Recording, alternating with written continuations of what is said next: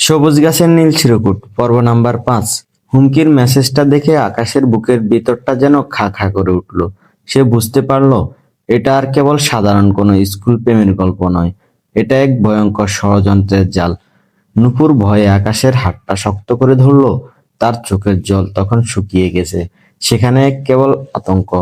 আকাশ নূপুরকে বলল, নূপুর, তোমাকে এখনই বাড়ি ফিরতে হবে। আর শোনো, এ চাবির রিংটার কথা কাউকে বলো না, এমনকি তোমার বাবা মাকেও না। আমি দেখি এই রহস্যের শেষ কোথায়। নূপুরকে সাবধানে তার বাড়িতে পৌঁছে দিয়ে আকাশ একাই মেম্বার সাহেবের বাড়ির দিকে রওনা হলো। রাত যখন প্রায় 11টা, পুরো গ্রাম নিস্তব্ধ। মেম্বার সাহেবের বাড়ির পেছনে আম বাগানে এসে আকাশ আড়ালে লুকালো। সে দেখলো মেম্বার সাহেবের ছেলে জয় একটা টর্চ নিয়ে কার যেন অপেক্ষা করছে। কিছুক্ষণ পর গ্রামের মেঠো পথ ধরে একটা বাইক এসে থামলো। বাইক থেকে নামলো কালো হেলমেট পরা এক দীর্ঘদেহী মানুষ। গ্রামের কেউ নয়, চালচলন পুরো শহরের। আকাশ কান পেতে শোনার চেষ্টা করলো।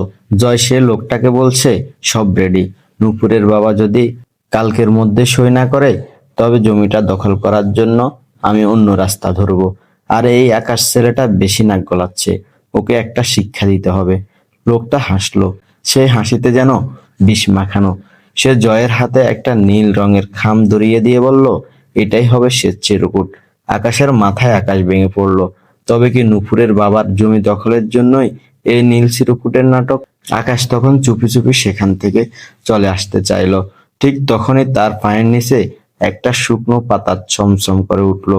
জয় সাথে সাথে টসের আলোটা আকাশের লুকানো জোফের দিকে ফেললো।